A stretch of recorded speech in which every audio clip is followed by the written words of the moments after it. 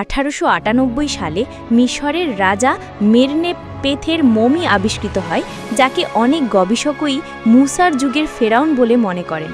চমকপ্রদ বিষয় হল, আজও সেই দেহ পচেনি, এটা এখনও সংরক্ষিত আছে, যেন এক জীবন্ত সাক্ষী হয়ে দাঁড়িয়ে আছে কুরআনের ওই আয়াতের। এই ভবিষ্যৎবাণী কি মানুষ নিজে থেকে করতে পারে? মৌমাছি। কুরআন বলছে, তোমার প্রতিপালক মৌমাছিকে বললেন, পাহাড়ে, গাছে আর মানুষের তৈরি ঘরে বাসা তৈরি করো।